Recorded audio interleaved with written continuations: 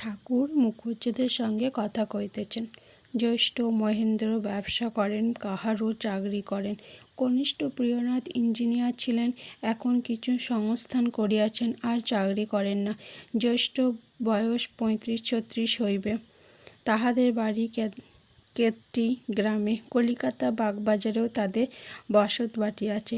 শ্রীরামকৃষ্ণ একটি উদ্দীপন হয়েছে বলে চুপ করে থেকো না, এগিয়ে পড়ো। চন্দন কাঠের পর আরও আছে রূপোর খনি, সোনার খনি।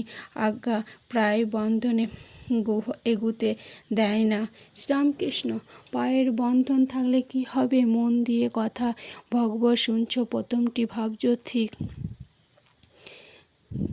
ঠিক আমাকে বন্ধু হরিকথা শুনছে আর আমি কোথায় পড়ে রয়েছি।